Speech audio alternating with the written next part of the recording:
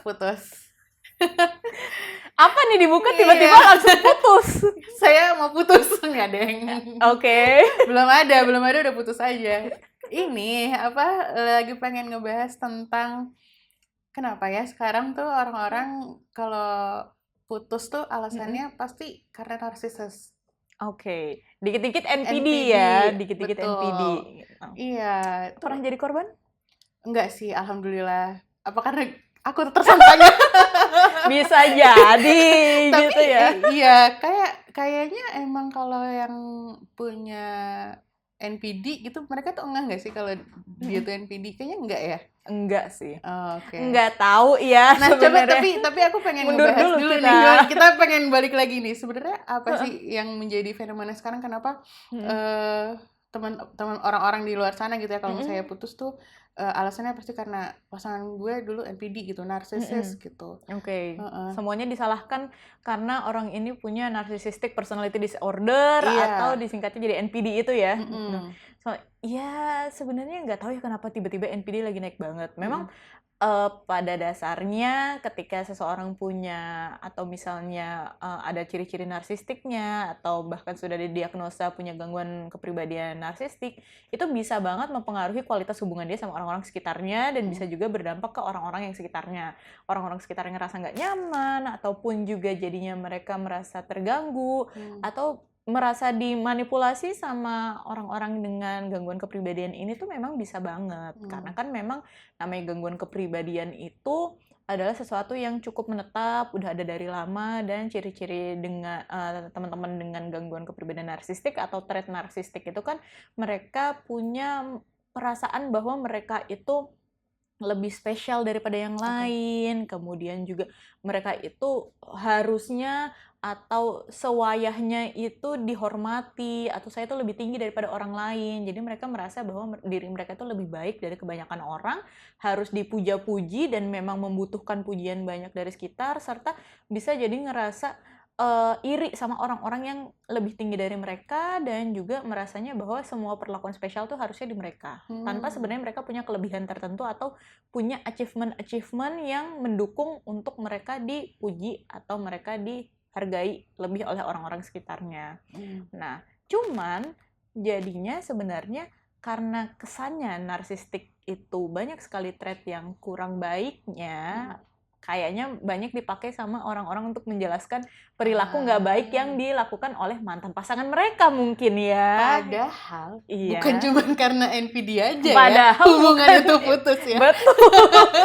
Banyak Kita kan loh tidak faktornya. tahu ya, banyak bener. faktor-faktor lain dan juga belum tentu memang sebenarnya faktor yang tidak menyenangkan dari hubungan itu karena seseorang dalam hubungan itu punya gangguan kepribadian gitu. Punya trait atau punya kecenderungan narsistik mungkin, tapi apakah sampai gangguan kepribadian kan kita belum bisa pastikan ya gitu. Bener. Karena kalau mau dibilang gangguan itu harus sudah didiagnosis oleh psikolog ataupun psikiater. Dan kalau namanya gangguan kepribadian itu namanya aja kepribadian ya udah menetap banget nih dalam diri kita. Ya memang itu gangguan sudah harus dideteksi bahkan dari dia sebelum usia 18 tahun. Jadi dari ketika dia SMP, SMA sudah ada nih ciri-cirinya muncul seperti itu dan ketika dia sudah mulai dewasa, ciri-ciri itu makin kuat dan akhirnya makin menetap dalam orang ini. Kalau seperti itu barulah dia bisa disebut gangguan kepribadian. Dengan banyak lagi list-list gejala-gejala dan juga list-list syarat lainnya juga yang untuk bisa kita tegakkan seseorang ini punya gangguan kepribadian. Kebanyakan orang sebenarnya nggak sampai gangguan kepribadian, tapi pasti sedikit banyak dari kita punya sedikit ciri-ciri narsistik tersebut gitu. Maksudnya ya kenapa sedikit-sedikit selfie kemudian post di sosial media dibilang narsis gitu ya kan pada akhirnya sebenarnya sosial media mendorong kita untuk juga show off sih sebenarnya. Kehidupan kita lebih banyak dan jadinya kecenderungan atau kelihatannya kayak trait-trait narsistik itu jadi lebih menonjol atau lebih banyak gitu di teman-teman atau di era-era sosial media sekarang ini. Tapi bukan berarti orang ini pasti gangguan kepribadian gitu. Dan belum tentu semua perlakuan buruk itu masuk ke ciri-ciri narsistik gitu. Nah, itu yang kayaknya memang jadi menarik untuk dibahas terus-menerus atau di-remind terus-menerus ya bahwa kandasnya hubungan kita belum tentu Akibat Karena dari itu karena narsistik gitu. itu Narsistik ya, narsistik oke. itu agak susah emang Agak susah, ngomongnya ya. narsistik. Iya. Kenapa? Kok susah banget? Gitu. Narsistik, oke. Berarti Mm-mm. tadi noted banget tuh terkait dengan perbedaannya antara narsistik trait Personality, gitu ya, yes. sama narsistic personality disorder atau NPD. Karena kalau Yes. udah gangguan kepribadian itu udah harus banget tuh dapat diagnosa dari psikolog atau psikiater. Jadi Betul. padahal kayak mereka Mm-mm. pacaran baru setahun, baru 6 bulan Bulan. udah mendiagnosa pacaran Iya. Tanpa NPD. ke psikolog atau tanpa ke Tanpa ke profesional psikolog, pula ya. bener. Iya mungkin ya Mm-mm. itu tadi ya, karena ada beberapa aspek-aspek yang negatif, terus Ya. habis itu terpancar lah di Iya. pasangannya itu, Dan akibatnya jadinya terpaparlah konten-konten yang membahas nah 5 iya, tanda seseorang narsistik heeh, atau kayak apa ya, banyak banget ya kayaknya betul. sekarang konten-konten populer yang membahasnya seperti itu gitu kayak. Kayaknya iya di Instagramku juga banyak deh, dan Mm-mm. belum tentu kayak yang Disebutin. disebutin itu tercermin juga, tapi dan juga yang membicarakannya pun juga yang berbicara gitu ya, Mm-mm. itu belum tentu expert di bidangnya gitu. Jadi Iya. ya aku nggak tahu nih, menurut Bariza tuh Mm-mm. kenapa ya kita sekarang jadinya lebih sering banget tuh terpapar Dengan konten konten-konten itu, itu ya. dan Ya juga juga sih. jadinya membangun Mhm. mindset kita jadinya Seperti itu ya. serba NPD Serba gitu, NPD. padahal bukan itu Karena itu doang. udah jadi kayak tren ya. Sebenarnya Mm-mm. kalau sekarang sedikit-sedikit Tapi menurut Mbak NPD Riza, dan tapi temennya. menurut Mbak Riza selain karena NPD, Mm-mm. apa sih yang menurut Mbak Riza ya di dalam Oh. hubungan itu yang Mm-mm. menjadi toxic? Yang menjadi toksik banyak. Banget. Apakah harus kita sebutkan satu persatu? Karena ya kalau misalnya dilihat lagi gitu, mungkin ini agak lucu sebenarnya. Jadi Yeah. ada orang yang dia tuh secara kognitif gitu ya, Mbak Riza, cerdas banget Oke. gitu, tapi ketika masuk ke hubungan romantis gitu, dan mungkin juga ada trait-trait toxic gitu di pasangannya, kayaknya tuh susah banget dia lepas dari hubungan toxic itu. Ibaratnya Gitu. IQ-nya langsung drop gitu ya. Kayak kok dia cerdas secara kognitif tapi nggak mikir, nggak kepikiran kalau pasangan itu ternyata toxic gitu. Iya. Kayak susah banget lepas gitu. Itu tuh ada apa sih? Ada masalah kan dengan kecerdasannya jadinya IQ-nya turun gitu. IQ-nya turun atau Terus gimana atau nih? gimana sih sebenarnya? Apakah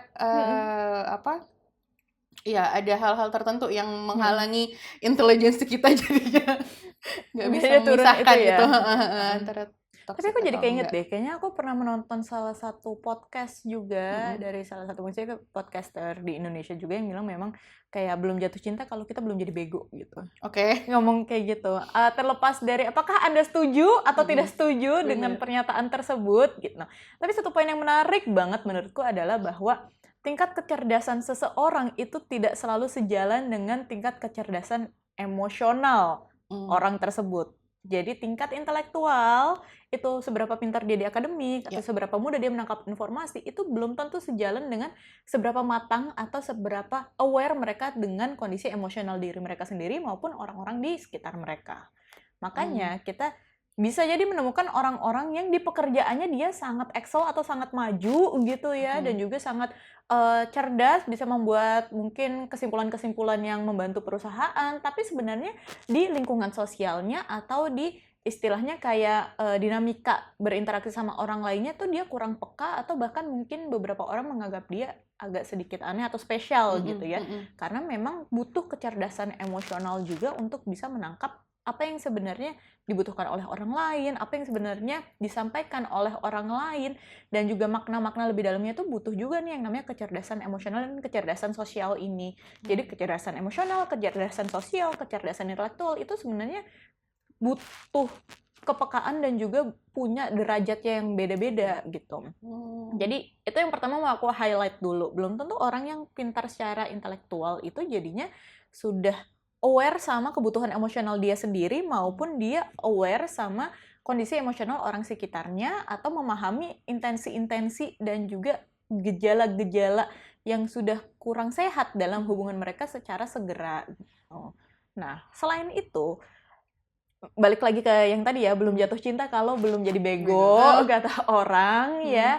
Menurutku sendiri sebenarnya memang kan banyak yang mengatribusikan atau juga bilang kalau misalnya ketika kita sedang jatuh cinta itu secara hormon di otak kita juga aktif di bagian-bagian yang seperti bagian-bagian adiksi, jadi kayak dopaminnya lagi naik banget. Kemudian juga banyak, aku nggak paham persis sebenarnya neurochemicals-nya apa saja, tapi memang itu banyak sekali bagian-bagian otak yang aktif seakan-akan kita lagi nge-fly atau lagi high banget. Sehingga bisa jadi kemampuan kita untuk membuat decision making atau prefrontal kita biasanya yang buat decision making itu tidak seaktif kalau misalnya kita dalam kondisi yang netral.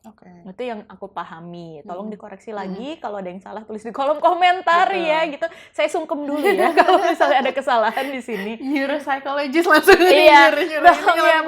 maaf gitu. Tapi yang aku pahami sih kurang lebih seperti itu. Jadi memang secara perasaan itu dan juga secara otak memang bisa jadi mempengaruhi bagaimana kita memproses informasinya, karena tadi kita lagi nge-high banget, makanya tidak sejernih ketika kita lagi biasa aja. Dan juga kan ada yang namanya halo effect juga ya, maksudnya ketika kita melihat satu orang itu baik di satu aspek, kita akan melihat dia baik di seluruh aspek yang lainnya juga. Misalnya kayak, oh aku melihat Mbak Fitri itu orangnya baik banget gitu. Dan karena Mbak Fitri baik, jadi aku merasa Mbak Fitri juga pasti di kerjaan oke. Berarti dia dalam hubungan juga pasti baik banget. Padahal belum tentu orang yang baik ke temannya itu di pekerjaannya hasilnya juga baik, atau ketika di hubungan juga polanya sama. Bisa jadi ada perbedaan karena faktornya banyak banget kan yang untuk mempengaruhi. Karena halo effect, orang ini kalau udah bagus ya pasti kita anggap dia akan bagus terus. Atau kalau orang ganteng dia pasti baik gitu. Padahal kan belum tentu juga. Betul. Nah, jadi ketika kita lagi senang sama seseorang, biasanya kita akan fokus ke satu aspek baik orang ini, dan ada halo effect ini itu juga bisa mempengaruhi kita jadinya merasa bahwa oh dia tuh di awal emang baik banget, atau kayak dia perhatian banget beliin aku bunga ketika pertama kali ngedate gitu, dan itu yang akan kita ingat-ingat terus. Itu sudah memberikan warna ke penilaian kita terhadap pasangan kita tersebut, ke keseluruhan hubungan kita gitu. Apalagi ditambah ya tadi mungkin secara lagi nge-high-high-nya, kurang jernih berpikirnya, emosional intelektualnya juga ternyata tidak yang paling berkembang saat ini kondisinya, sehingga jadinya banyak faktor yang membuat mereka tidak sadar atau ya tidak peka sama kondisi mereka bahwa ini sudah di batas yang tidak lagi sehat. Gitu sih. But then when we have to aware gitu. Jadi kapan sebenarnya kita harus aware kalau misalnya hubungannya ini udah toxic dan kita udah harus lepas gitu. Karena kan tadi kalau misalnya lagi nge-high atau lagi hormonnya itu kan nggak selalu naik kan, Mbak Riza. Iya Pasti sih, akan betul ada ya. waktunya dia kayak harusnya istirahat dan dia sadar gitu. Tiba-tiba ya. Aku harus keluar dari hubungan ini.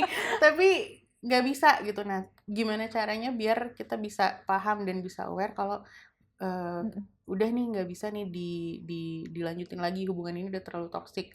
Kalau misalnya dia pengen keluar gitu. Oke. Nah, tapi disclaimer dulu ya, yang tadi aku sebutkan kalau kita lagi jatuh cinta kita nge-high, kemudian juga kita jadi kurang bisa maksudnya logis berpikirnya. Nah, menurutku itu bukan itu terjadi di semua hubungan relationship. Tidak hanya relationship yang toksik aja ya. Jadi ini maksudnya kayak hubungan yang sehat pun juga terkadang bisa membuat kita merasa seperti itu.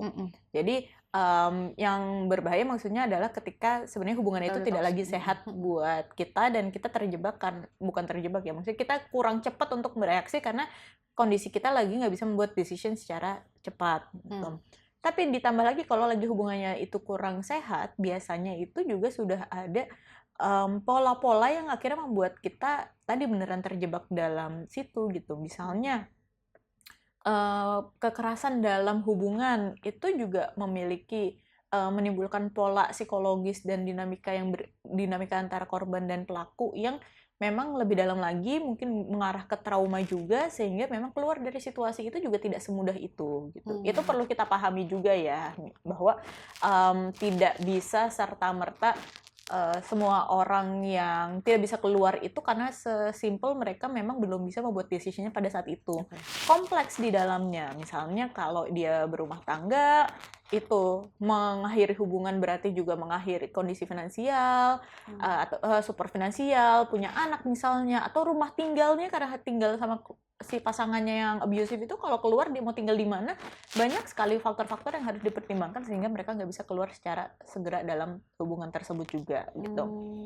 Dan itu yang kita perlu ketahui bersama juga. Tapi kalau misalnya ditanya, ini kita masih ngomongin masalah hubungan romantis yang bukan ke arah abusive atau bukan ke arah kekerasan maupun juga yang cukup parah seperti itu ya, tapi hubungan yang cukup relatif normal, masalahnya bukan karena salah satu beneran ada gangguan kepribadian, tapi lebih karena memang ada ketidakcocokan dan mulai merasa kayaknya ini sudah kurang sehat buat kita sendiri gitu ya, dan kita mau keluar dari situ. Sebenarnya yang pertama kita perlu lihat adalah perubahan dalam diri kita sendiri.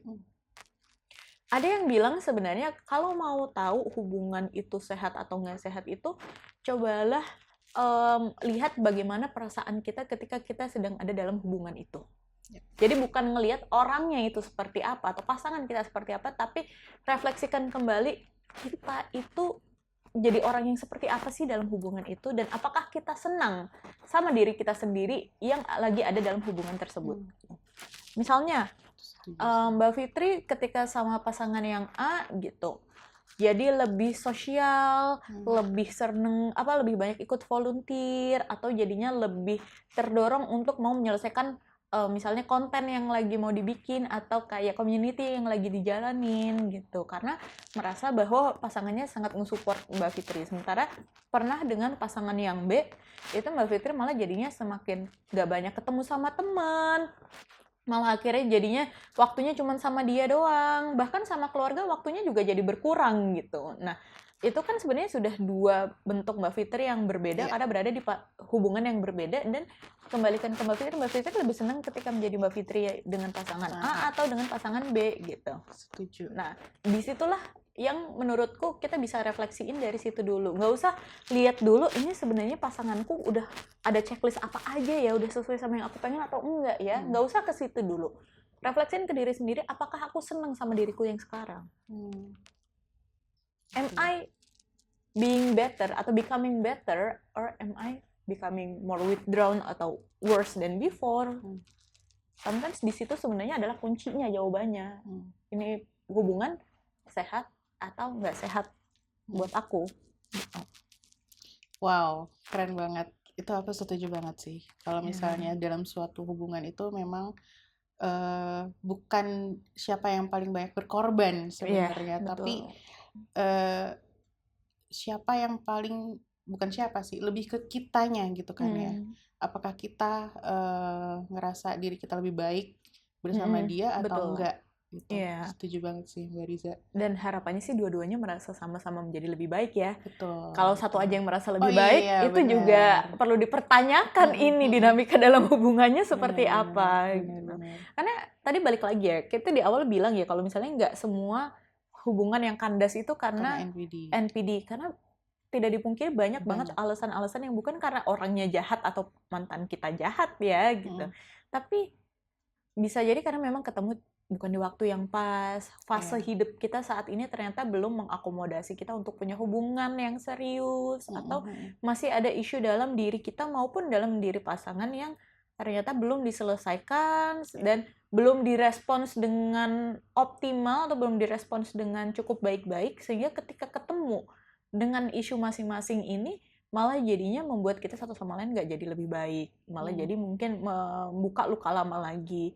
Hal-hal yang seperti itu yang kadang memang jadinya membuat hubungan itu belum bisa dilanjutkan, dan menurutku butuh kedewasaan tertentu juga untuk mau mengakui bahwa nggak ada villain kok dalam hubungan ini yang udah selesai, nggak ada victim juga dalam hubungan ini sebenarnya, karena bisa jadi bukan masalah siapa yang jahat atau siapa yang tersakiti, tapi masalah dua orang yang emang nggak kompatibel berada dalam satu hubungan ini.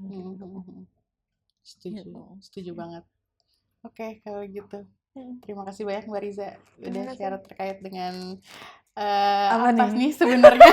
Apa sih sebenarnya? Apa nih? Putus tuh bukan karena NPD doang loh, Iya, tapi banyak banget betul. faktor-faktor yang di luar sana gitu. Ya banyak lah kalau misalnya dijelasin pasti lebih dari 1 jam. 1 jam ya Mhm, gitu. mhm, mhm. Tapi kita sudahi sampai di sini. Iya, nanti kalau misalnya ada yang ingin ditambahkan boleh banget komen di kolom komentar ya. Terima Terima kasih. kasih. Bye bye. Dadah.